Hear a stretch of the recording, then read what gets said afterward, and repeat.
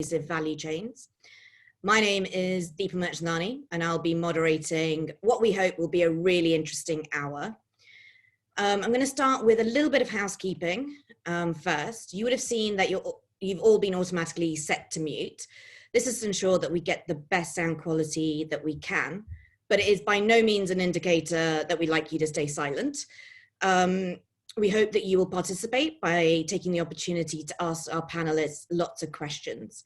And you'll see the Q&A box at the bottom of your screen. Please do use it, and I'll do my best to get through all of them. We will also, tech permitting, be getting your opinions throughout the hour. So do let us know your thoughts by clicking on your choice when it pops up on your screen. And finally, if your connection goes on the fritz, please don't worry. You should be able to log back in.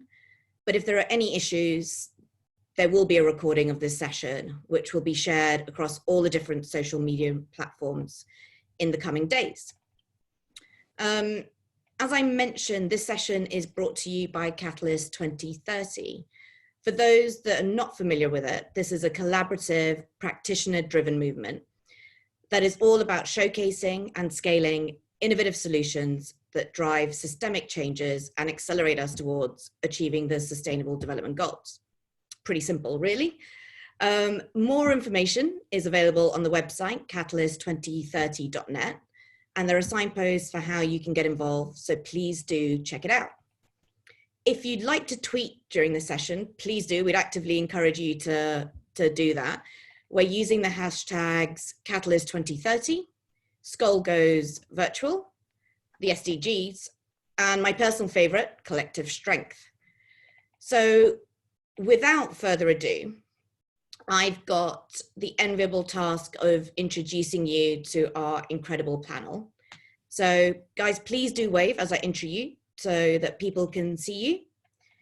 So firstly, I'm going to start with a woman who is a force of nature, a bit of a hero in my eyes, Neelam Chhiber, who is co-founder and managing trustee of the Industry Foundation, which tackles the root causes of poverty by creating an ownership-based, organized creative manufacturing ecosystem for micro-entrepreneurs.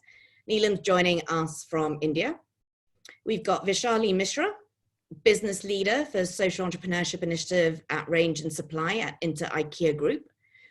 And together with social entrepreneurs, partners globally, they develop and co-create products, creating jobs for marginalized people in vulnerable communities who are the furthest away from the labor market. Vaishali's joining us from Sweden. We've got Christian Benigni, who joins us with two hats today. Firstly, as a financial services professional and 25 years as an expert in the creation, structuring, and placement of financial products, and also is a founding partner of True Footprint. Christian, did you give us a wave? There we go. We have Abha Thor Shah, who is Executive Director of Social Finance at the British Asian Trust, where she is responsible for their programs and partnerships across South Asia. She's been a crucial driver of the Trust's development of innovative social finance mechanisms, heightening its entrepreneurial approach to philanthropy to meet the SDGs. Abha's also in the UK. Abha, if you give us a wink. There you go.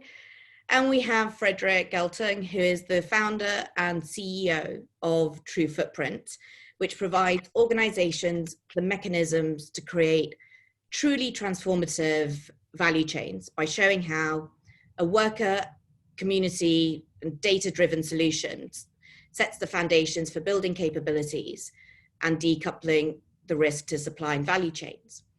Not to embarrass or age Fredrik too much, but he was also Transparency International's first employee, so he really does know his onions about this stuff. Fredrik joins us from Tel Aviv. So you've really got an incredible breadth of experience, and I'm super excited for all of you who are joining us. And finally, you've got me, Deepa Mirchandani, founder of the consultancy Deep and Meaningful, and we provide counsel to organizations from large conglomerates to startup entrepreneurs and investors on creating lasting, sustainable and systemic change. You can check us all out on our websites, connect with us through LinkedIn or your preferred social media outlet. So now that you know us, let's get started. The format of the session will be that we'll hear from each of our panelists, and then I'll open up to you for questions. So please do get ready.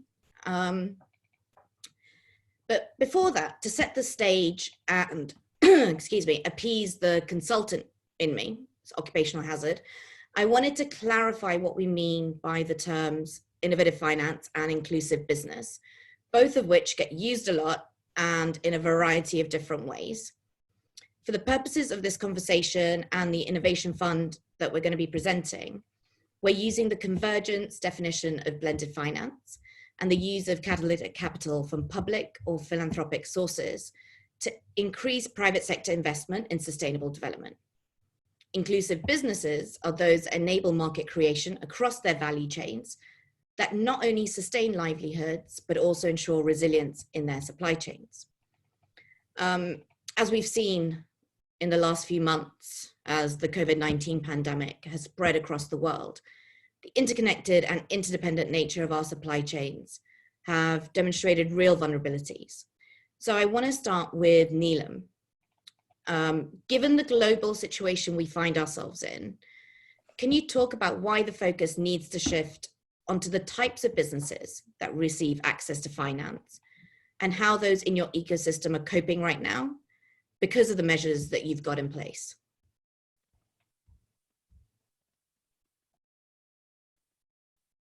Yeah. Okay, so I'm off mute now. Thank you so much, Deepa. That was a very, very, I think, comprehensive introduction. Wonderful to see so many of you on the call today and on the panel, our audience, and really, really grateful to have you all here. It'd be great to learn from all of you as well as share. Maybe a lot of people in the audience know about industry, but for a lot of people who don't know, essentially, we focus on building inclusive business, which essentially is built around distributed ownership models, or what were traditionally called co-ops, cooperatives, collectives. So we focus on women and youth because I think that's a very key element of inclusion. And the reason this model is taken, it's a proven model. The world's most socially progressive societies like Sweden, Norway, New Zealand, Denmark, more than 15% of their economies are co-op economies, right? Now, our journey so far has been enabled with this fantastic partnership with IKEA, which is why we're all on the panel together.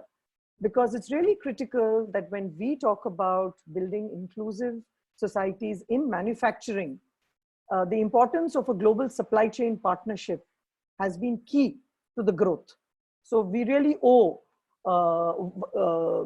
this, one of the world's biggest supply chains, that because they have handheld us through this journey. Now, what does inclusion mean? So I was asked that I share an example because otherwise it's really abstract, right?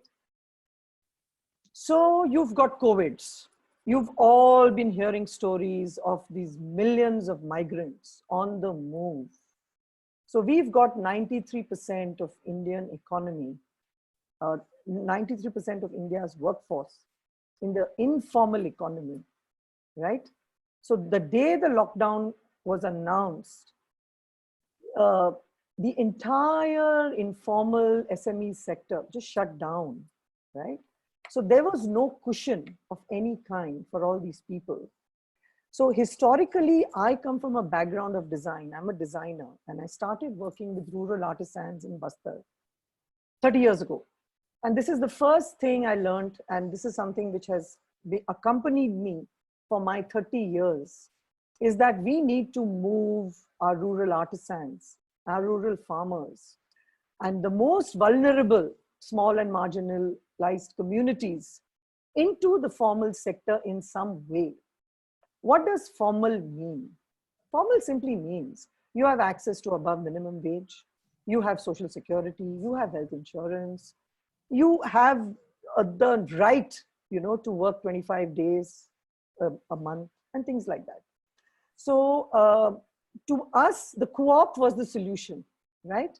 That we take our artisans and organize them, and that's what we've done. And this is the method we feel could be globally propagated. At this point, I'll just take an example of Kavita, who's a member of Greencraft Producer Company, which supplies banana bark home accessories to IKEA, right? It's been a 7-year journey with IKEA. Today, the co-op has more than 2,000 members, right from banana farmers to the artisans who weave the baskets and weave the floor rugs for IKEA. Now, the day the announcement was made, we called a meeting because we believe that co-ops are built on professional management services. So Industry Foundation is a professional management service provider to the co-ops. And we said, come what may, for the next 3 to 6 months, people like Kavita, we have to ensure they get their salary, they have someone to talk to, they have a cushion. And that's exactly what our teams have been working day and night to ensure that that happens, right? And in the first place, the premise of the co-op is distributed manufacturing, that you're taking jobs to people where they are. You are not getting them to migrate to cities for work. I'll also just take a small detour here and talk about how critical this is going to be, because I believe that these co-ops and collectives need not just be for inclusive value chains, they're also going to be your eco-industrialization organizations for tomorrow. These are the things and institutions that are going to battle climate change, right? Today it's COVID, tomorrow it's going to be something else.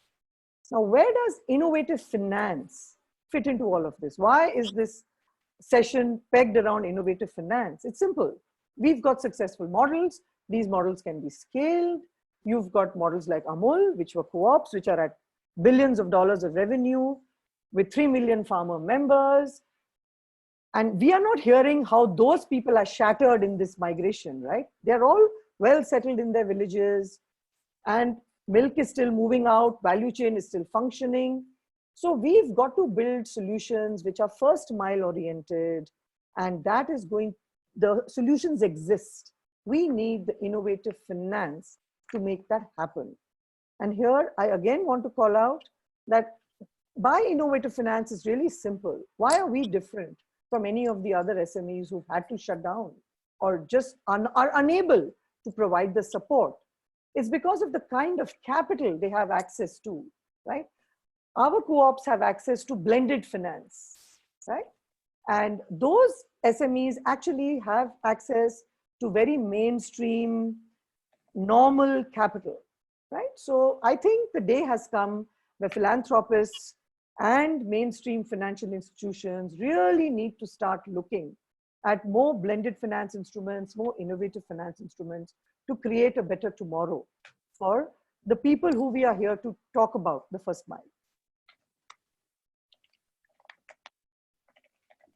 And so expanding on that a little bit, Neelam, we've talked about the financing, which is one aspect of securing supply chains that exists within a bigger ecosystem, and the model that you're proposing and putting forward.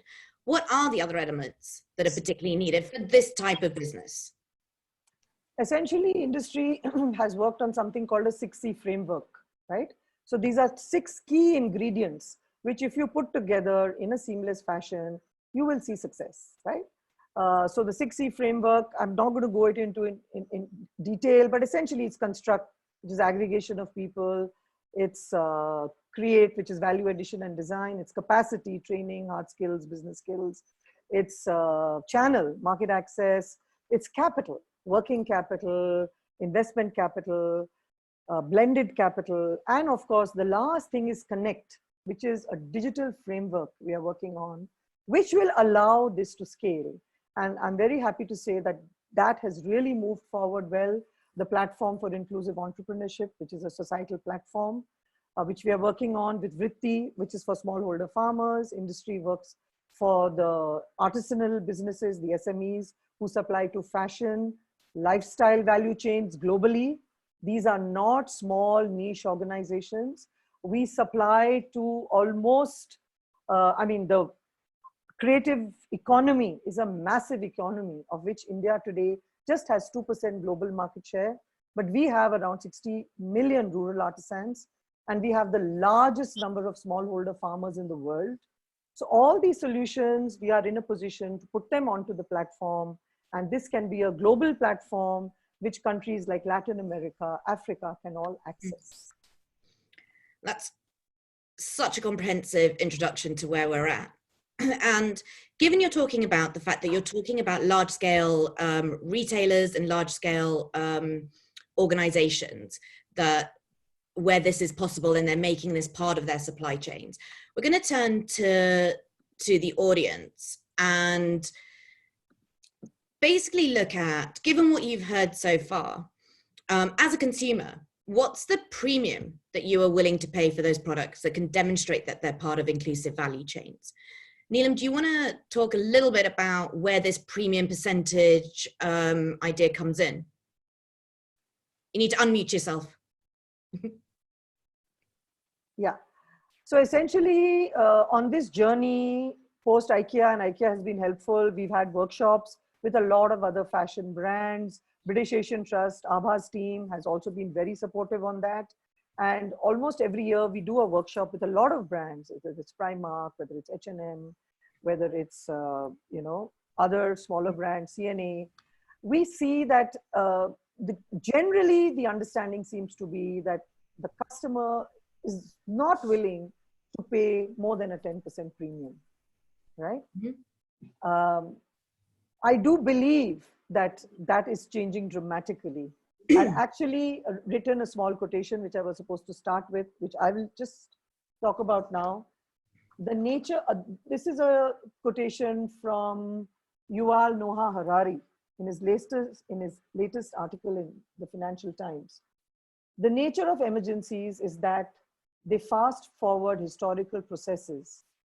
Decisions that in normal times could take years of deliberations are fast forwarded in hours. So I think post this pandemic, there is a huge opportunity with customers, with brands, right? And we firmly believe that artisanal and agri inclusive value chains have to be mainstreamed. They cannot stay niche.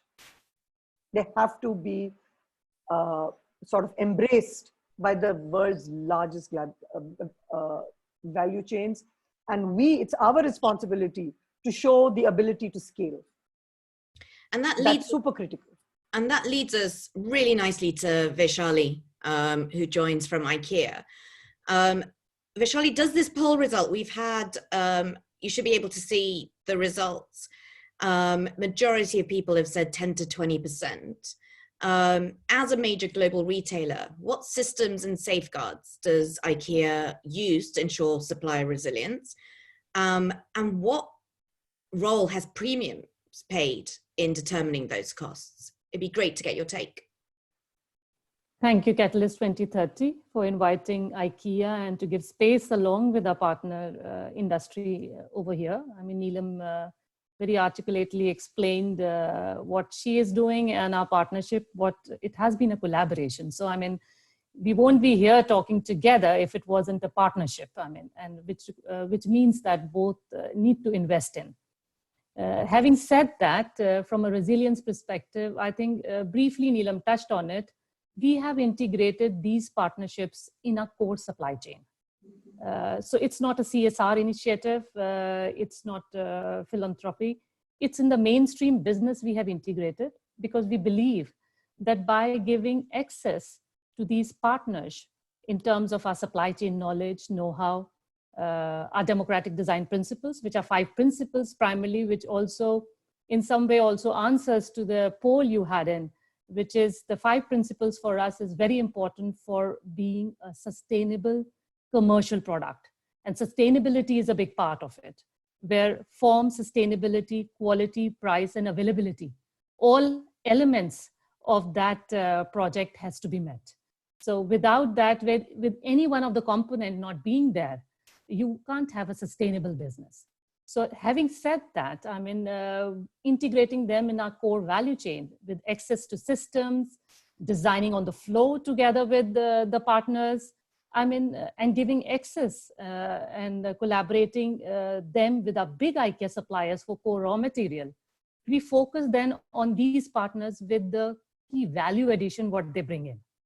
And that's what it is very important. We don't make them run around to get approvals, because from a customer's eye, the product which is coming from enterprises like industry, or for that matter, a big one, they have to be met in all quality parameters in terms of function and safety and everything. So as a brand, we don't want to compromise that. So that's the reason the preconditions have to be right in terms of we give them a platform to collaborate in the right way. And that integration in the value chain gives them that access. I think that is one of the key things. And secondly, I would say that the shift from being craft being primarily unorganized to organized sector, which also Neelam mentioned, give also a sort of a legitimacy to these organizations, increases the employability after a long partnerships with us here in the eyes of other like-minded retailers, because they are meeting our quality parameters, they are meeting our compliance, be it in terms of the facility they are working, the products, and how they are handling the people. So I mean, in that sense, the employability and the dependency in the long run is also reduced, which adds to your question on the resilience part. And the third element, I would say, which is very crucial as well, that communication. I mean, customers today want to know, they are more aware.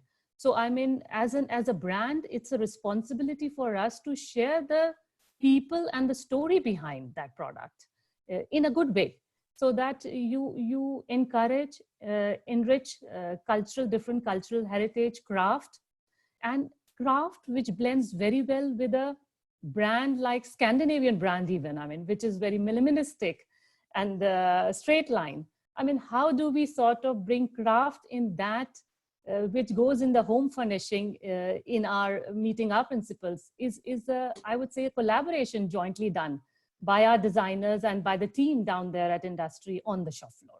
So all those three parameters, I would say, that is extremely important in terms of resilience. And last but not the least, it has to have a demand. So I mean, whatever product we do, being part of the integrated value chains, there is a demand for those products.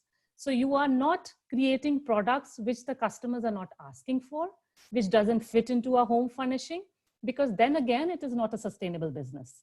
So I mean, all those four parameters, I would say, is the key foundation for us to look long-term in this partnership. I would say in all our partnership. That's the reason we take it long in terms of starting partnership, but it's a long-term investment, both from us and from the partner we believe in from the very beginning.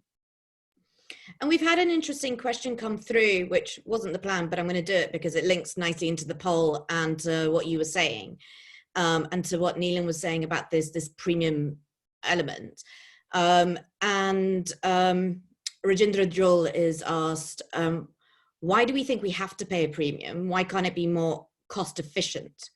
And do you think, so I'm quite interested by that question, because is that, because it's a way that a lot of people would look at this. It's like, why should it cost more money? And are we missing the point of, have we been paying enough for products before? How do you deal with consumer expectation on price, as well as the fact that we've talked about resilience and we've talked about the way businesses should be run, and how do we reconcile that? I think, I mean, I briefly touched on it as well, that being integrated in the value chain, you bring the best of the principles accessible. So, I mean, if I say the products which we are getting from industry or other of the partners, I won't say they are the most competitive, but they are very competitive to the competition outside. So for the fact, because we have been met with the right preconditions accessible to these organizations, and they focus on the value addition. So I mean, yes, there is a slight premium because it is a craft here we are talking about, handmade compared to large scale machine production. So there, of course, will be a difference between the two. But yes, premium to what extent? Premium to extent that it is a handcraft, which it is at a different efficiency altogether. And it's complex in a way where the hands are involved intricately. So there is a differential, yes, which from a craft perspective, it's very legitimized with the difference what we are extending to the customers, and we are in dialogue with our customers and getting input as well.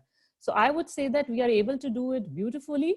There is definitely an efficiency element which we have done in the last 7 years. I mean, where we started and where we are today in terms of with 3 stores versus now I think Neelam products are going to more or less all our stores. So I'm in limited edition collections. So with scale, economy of scale brings in that element of the price as well. So I mean, I think economy of scale with the right preconditions is the foundation to address this, the differential. And so I'm going to ask you a super hard question now, and put you on the spot and ask, if you've been doing 7 years, you've gone, to the scale that you've achieved, what have been the top 3 key learnings that you can advise others? What are the 3 things that you think this is how, these are the things that you have to think about to build resilience within your own value chains? And you've got about a minute to do it. Yeah, I mean, the first and foremost, and I started with that, it is a partnership, long-term partnership integrated in the business. So because then you bring in the demand part of it very strongly with any of the development you do with these partners. That's the key. I mean, if there is no demand, there is no long-term. If it is not meeting all the 5 principles of sustainability, or the democratic design which we follow, it's not sustainable. So that's very key, I would say, long-term partnership integrated into the business and accessibility of that business principles to these partners. And then that will bring the best of both, I would say. That's the key. Second, I would say what is important is the financial model. I mean, that has been the key. I mean, we have, I would say, I mean, being a retailer, we are not a bank, but we in the core business, but we have worked with principles which are for us, with the partners like advance against the orders or, or credits, but they need much more than that. So there has to be a model which is going I would say a blended capital model, which is a must when they are scaling up, because they're not investing in producing against the order. They're investing in building up their organizational capability and capacity of the artisanal group as well. So in that dimension, I would say these 2 are the key things, because if you have integrated in the business, you would extend the best of the principles. You will not compromise in any way in terms of what the customer is asking for. And in that approach, you will build a more sustainable organization on the other side of the table, which is much more employable, much more sort of least dependent in the long run, and will attract other retailers as well. So it's a win-win for both. So these 2 things I would say really I would value them the most.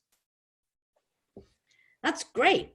Thank you so much. Now we've heard from the doers on the ground, so I'm going to turn to financing, and firstly to Christiane to put some of what we've heard into the funding perspective. So I'm going to start with, no easy questions here, but how does this innovation fund really create meaningful changes to corporate value chains and global systems? And what does that mean for the financial sector? And in terms of where do the opportunities lie? And who might be attracted to invest? Because Vaishali's made the case crystal clear that the blended finance model is one that they've seen to be crucial in making this possible for them. How do we attract financiers to invest, and how do we address those investor risk return parameters that get talked about so much? Yes, thank you very much indeed for everybody involved to give us the opportunity to answer precisely those questions. Vaishali has already mentioned all the important points I think we need to address in a financial model. The resilience of businesses, I think, is crucial.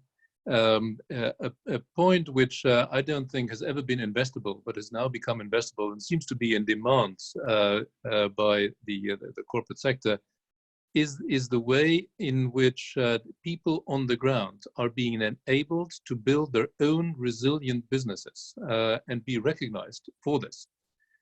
It's fantastic to hear that supply chains honor those relationships already in times of crisis, because these businesses seem to be more resilient.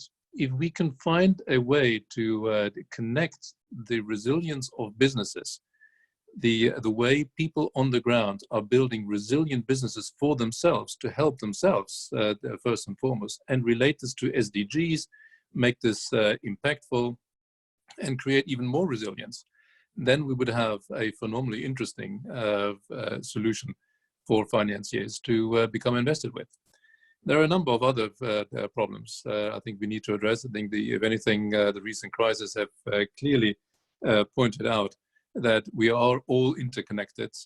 We cannot rely on China as the only, largest provider of, people at the heart of supply chains. We need to diversify our supply chains and find ways to make them a bit more resilient. At the same time, in the way it was being described.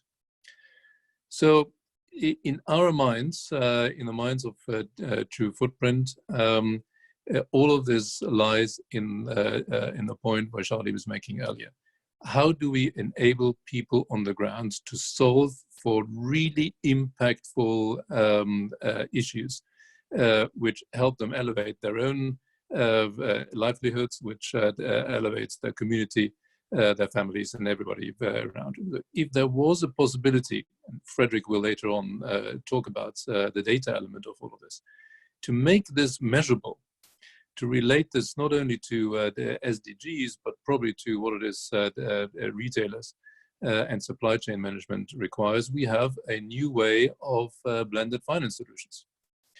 One way it could work really would be to collect data at the heart of supply chains about what it is people are doing to help themselves, with the view of creating these positive externalities. What can be done to internalize these positive externalities, identify the negative externalities, give them a financial value, and then use this information to monitor constant improvement on the internalization of positive externalities and the rejection of negative externalities.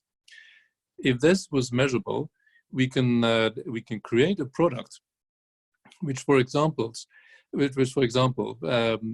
would unlock a large amount of pension fund capital. For example, we would go out to traditional providers of capital, and we would tell them, you invest in these little businesses, and your return is underwritten by the way we measure positive changes as these businesses grow, to help themselves and to honor the 5 points Vaishali was making early on, to become valuable members of supply chains.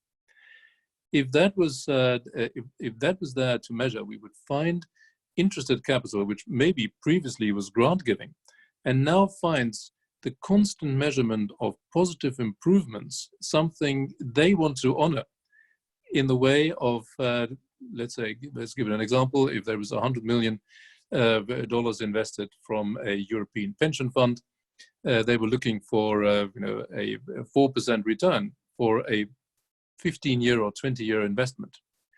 4% on a 20-year basis is really competitive returns in a low interest rates environment. So we would go and we would talk to an entity and tell them, look, provided this amount of positive externalities being created, this is the way this business has become really resilient and will retain a contract from IKEA, for example. You pay us 4 million instead of giving a grant, you pay us a 4 million payment, which serves as an interest rate to honor the commercial capital. If it's that amount of positive externalities plus 10%, you pay us 4.5% on that 100 million, and so on. So we set standards by which commercial capital is being honored. And provided we set this up correctly, and provided we have the buy-in of large supply chains to continuously contract with people who are clearly on their way to improving both SDG relatable outcomes and the resilience of their businesses, we unlock large amounts of capital to help those artisan businesses in the first place. Pretty comprehensive answer, I'll give that to you. So I'm going to move to Abha.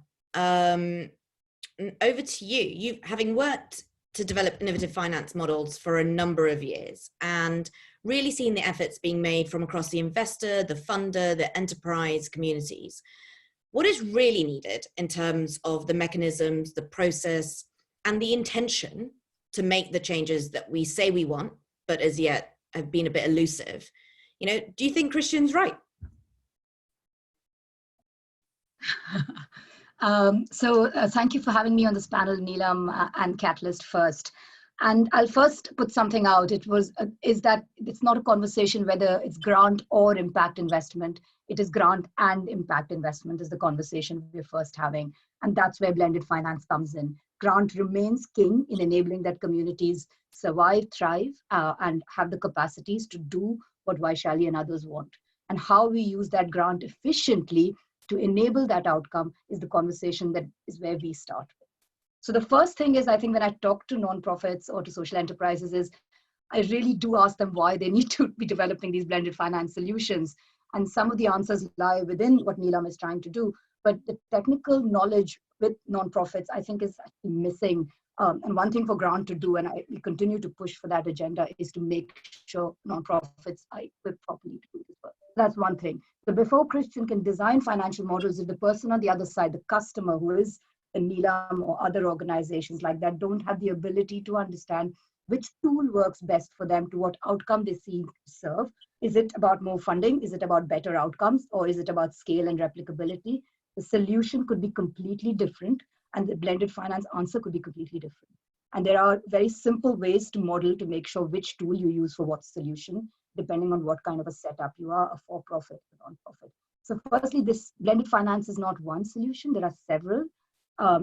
Investors don't want to take on a lot of risk. And in blended finance or these sorts of things, they see very high risk and very low return. So the role of people like us is to make sure there's a bit of standardization, technical understanding on both ends of the spectrum as to why the value is there. And then when you use grant as subsidy or as an interest, as making sure you're the first loss, whatever we decide to design for, you make sure you're using grant for the right reasons and not for the wrong reasons. And there's an ethical question as well. When grant can directly affect the life of a beneficiary, when you're using it for a different reason, are you doing it for better outcomes or scale or for funding? I can talk a much longer talk, but I realize it's 1:39, and I think we need to open it up for questions, don't we? Yeah, we've got Fredrik too. But on that, so in terms of, because what I'd like to a little bit unpick with you, and you've got a minute to do it, is that there's been a lot of testing, right? There's been a lot of bonds, there've been funds, there've been different products. And some like to varying degrees of success and varying degrees of, I won't say failures, but learnings. I'll put a positive angle on it. So what do we know about the limitations of those, and where and when what's needed from a financial perspective? I'll give you a minute to do it. Absolutely. I can only talk about the market that I know very well, which is the outcome financing market, which is where impact bonds are going. Increasingly in that market, the three pillars are scale, sustainability, and replicability.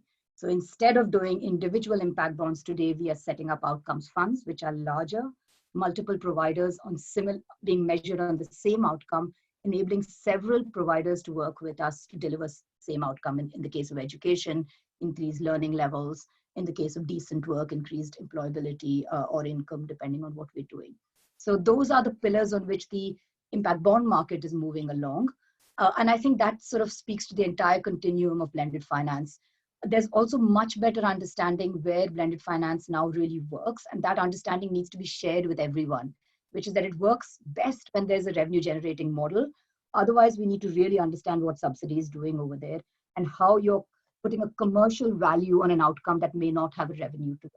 So those are the sort of two pillars. So it's a more complex answer than that, but those are the pillars on which the market I work on is really building and growing. No, it's super useful to understand what the challenges and where the limitations are and where things need to work together or within the same ecosystem.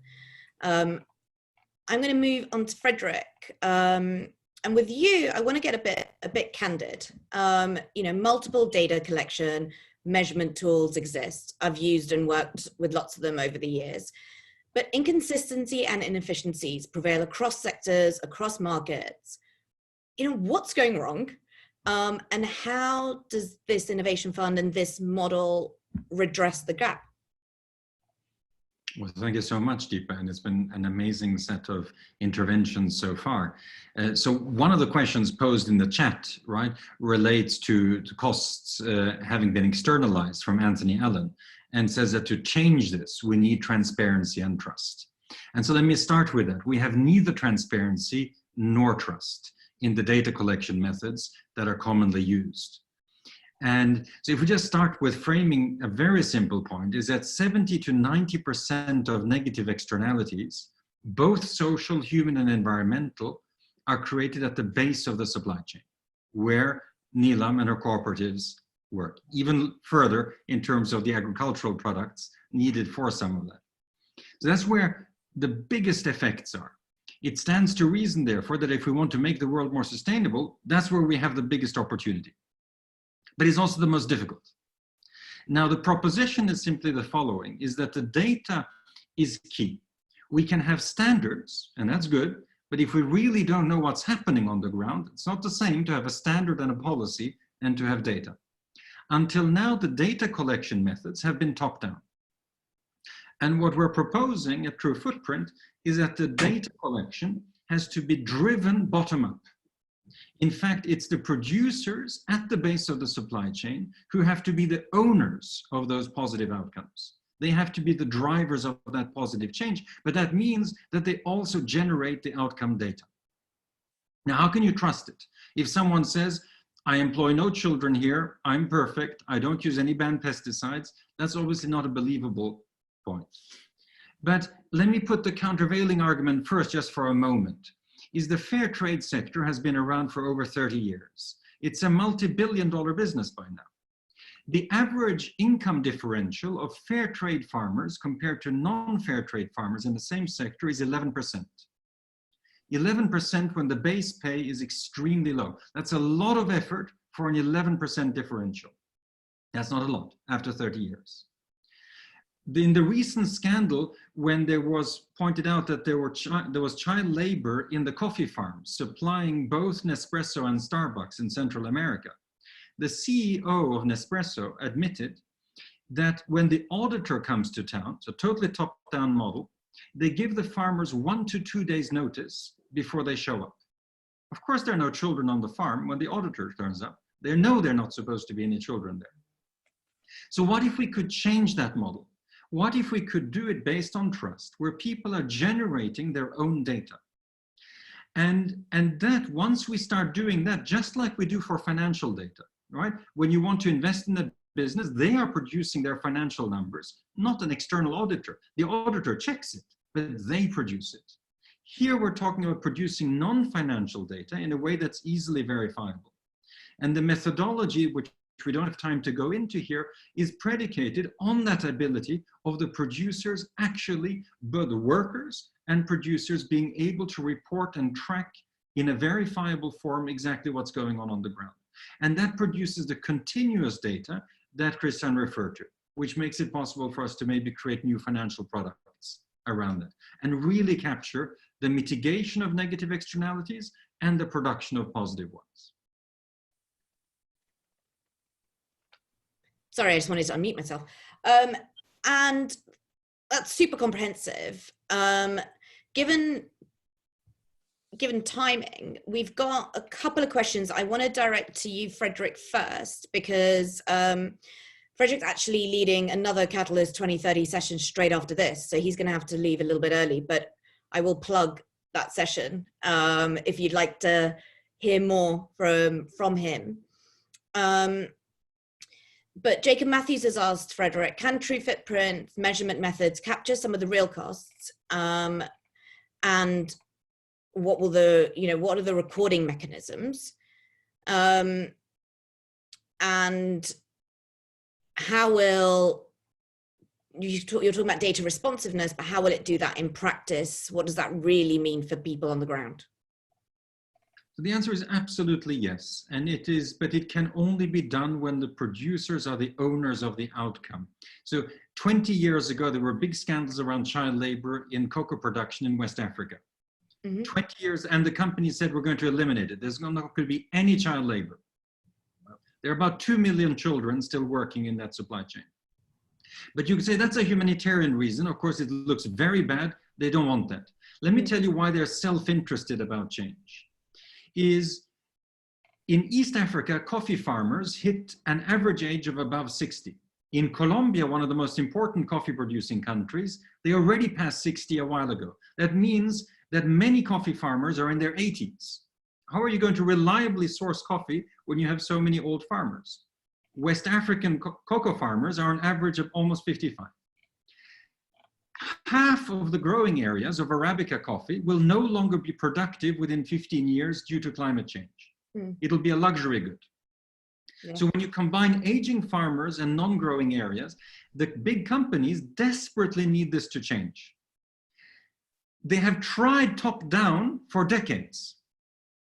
Sanctions, beating, punishing, saying if you don't do this, we'll never work with you again. It has to be driven bottom-up. And I can't go into all the details of it, but it stands to reason, right? People on the ground have to be owners and generators, and it has to be done, as Vaishali said, in a true partnership. Not because we send a policeman to check in on you every now and then. No, that's great. Thank you so much. Before we, and Fredrik, conscious of time for you, before we move on, and we can see that your questions are coming through, we wanted to do another poll based on everything that you've heard so far, and that will help hopefully shape the question as you're typing your questions to the panelists. Please take a look at this. What do you think, given everything that you've heard from our experts, what do you think the real barriers to inclusive value chains are? Is it operational know-how? Do people just struggle in terms of how to do it? Is it the perceived cost of implementation? The lack of leadership and the will of business leaders, lack of understanding of what it really means, or is it the flexible financing? It'd be great to get your thoughts.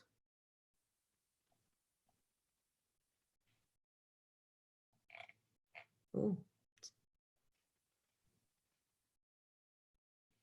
And in the interim, Fredrik, Abhishek is asking, the financial data is generated because there is compliance. How will we encourage people to generate non-financial data? I think some people are not seeing the poll because the poll didn't show up here too. Yeah. Yeah, it's come now. Yeah. It's come now? Oops, sorry. So that's a wonderful question. Why will they do it? So I said that in some supply chains, they are quite desperate actually, right? The average age of the biggest companies in the cocoa sector is about 75 to 100 years. So they are worried about where's the cocoa, the coffee going to come from for the next century. And right now it's not looking good. So that's self-interest. But beyond that, you have major tech companies having been sued because child labor produced cobalt has gone into their supply chain. So they're afraid of that as well, right? But fundamentally, yes, there is a question of what is the transition that we're going through? And it can't be based on certificates. It has to be based on real change. There has to be something behind it. And when you look at the impact report of an organization like Fairtrade, you find that they actually don't have impact to report. They only have financial data, but they don't have numbers on the real transformation they're producing. So if we're serious about change, we need to have solutions that actually deliver the metrics on that. And the proposition is we can do many things top down. I'm not saying nothing can be achieved that way, but the transformation will happen through bottom up. Thank you. Thank you so much. Let's just take a quick look at the results. Neelam, what do you think of what we're seeing here? You've got actually the reality is lack of understanding of what it really means. I agree. Where does education need to be directed, and how do we get to them? The education needs to be directed cross-sector. I mean, even the brands are, it starts with the brands, it starts with global supply chains, it starts with organizations on the ground who are not able to deliver scale. I've run a business. I think that's one of the key reasons why we have such a successful relationship with IKEA. Mm-hmm. I ran a business for 15 years of my life. I understand business. I understand all the problems and things that businesses face, right? So it's just that the organizations on the ground are also not ready. It's like what Fredrik is saying. Yeah, you're talking about completely disorganized small farmers who are somehow aggregated to supply to someone, but they just don't have a voice within those organizations. But the traditionally well-run co-ops, look at Mondragon in Spain, look at Amul. So these were very well professionally managed. So it also depends on organizations like ours to be able to show scale. So it's got to be hand in hand. Mm-hmm. Yeah? And therefore, lack of understanding of what it really means is you've got to explain to the brands, you've got to explain to the organizations on the ground, because a lot of them are desperate to learn. A lot of them are realizing that they really have to service all the small farmers and small holders they work with. Yeah, but they don't know how to do it. Yeah. I can share from my experience in terms of the data collection, what Fredrik rightly said that, and I totally believe in terms of sustainability, the top-down approach has to be sort of brought into practice, where we make it, capsulated down below in the value chain for them to collect the data, where digitalization will help. What I can say from my experience with the compliance, I mean, that we did it 20 years back. It didn't work. And then last 20 years, we have working with our compliance more with as a partnership, as a development tool. Mm. And then we see the partners come on board, they realize what benefits they get in terms of efficiency, in terms of overall, I mean, the work ethics, overall understanding the product and the value of it. So, I mean, I see a sort of a different level when last 20 years of our IVA compliance, we went with a development approach. And then where they are filling the data and then both data access and filling the data as well. I mean, so those tools were done. We are still not fully there in terms of the other value chains, what you were mentioning, Fredrik. But it has to be a development approach towards this data collection, where we educate the partners below it and give them capability to enhance the collecting data. And then their willingness is definitely there when they realize what they get out of it, in a long run. So, I mean, it's, I truly believe in, I mean, what you were mentioning, Fredrik. I mean, it has to be that approach. This leads really nicely, I'm conscious of time, but there's a question from that's come through, which links, and I think this is potentially directed to you, Christian, about risks and rewards. So we're talking about the value of inclusive businesses, and the question is that they're measured over the long term. How do we get private capital and investors to wait that long to see returns, especially in markets like today's, where everyone wants to hold on to liquidity, right? We've seen that's the fear in this current pandemic world as well. KPIs are quantitative, and how can they be standardized? Impact is qualitative measure, which is changing to standardize. And what does that mean from a finance capital market point of view? You've got a minute to answer. Yeah, well done. Well, I think it's crucial. Thanks a lot for that question. I think the first answer lies in the structure of the product we're inventing. It would be difficult to point towards real results on a day-to-day basis in a product which probably really arrives at fully changed businesses in 5, 6, 7 years' time. Right? So maybe a private equity type model would be best suited to all of these things. If we agree that this is a way forward, we would then have the means through the data Fredrik was talking about to better source resilient businesses right from the get-go, if we agree with the way they are producing both impact and resilient business for themselves. We can help the asset management team to manage their investments as they continuously improve on their path towards becoming more resilient and related to SDGs. And eventually we'll help with an exit into the marketplace, if that is at all an opportune way for these businesses to go.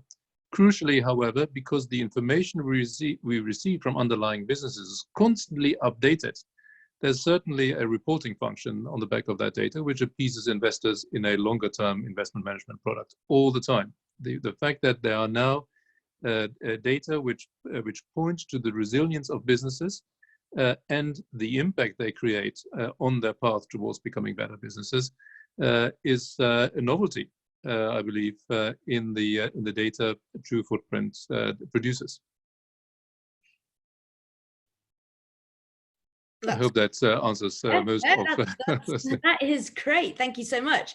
Neelam, I want to hand over to you because I think the major question is how can people get involved with the Innovative Finance Fund? What are the next steps for this? You need to unmute. Okay. So yeah, so we've got a couple of partners already on the journey. I really have to call them out. We have Montcalm Capital based out of the Bay Area, really working on a debt product. We have, we've just started discussions with Proof of Impact around another, it's also a debt product because all these collectives, they need debt and they also need grant equity, right? Because collectives are owned by producers, they don't declare dividends to external investors. So they need to raise equity, but it needs to be a grant, right? And like Abha pointed out, they really need to get self-sustainable, and the indicators have to show that in 3 years or 4 years, they're going to get off the grant and they're going to start earning revenues and they're going to become self-sustainable. So that's the model. And so there's a lot of, for anyone else, and I think that's a key reason for this panel is that as this conversation is focused on the grant equity instrument, right? Because the working capital instruments, some discussions have already are ongoing. Now for the grant equity piece, we need the blended finance because it'll have to be some sort of outcome-based lending, funding, right? I may not have all the jargon right, and I'm sorry to use the word jargon, Abha, because it's not jargon, these are very important terms, right? I completely get your point there. Yeah, so please reach out, please share mails on how you would like to get involved and on the journey. You can share mails on the info@Catalyst 2030. They will get directed to this particular panel and we can start widening the collaborative to work around this. Yeah. That is perfect. And finally, before we go, wherever you're dialing in from, please join me in thanking our incredible panel who've spent their time and shared their experiences. It's been absolutely brilliant. Thank you so much. And I want to say a special thank you to Julius, who cannot be seen here, but is omnipresent, and who's our Catalyst 2030 organizer extraordinaire, who's been supporting in making the session. There he is. Say hello to everyone. Thank you. We couldn't have done it without you. Please do check out the other Catalyst 2030 sessions. Fredrik's gone to one straight after this and he's starting that, so do join in. we've got a series of sessions across Skoll Virtual Forum, few days. Do connect with us, do get involved, and most of all, I think, stay safe, stay healthy, keep washing your hands, and thank you for joining us. Thank you. Thank you. Yeah. Thanks a lot. Thank you.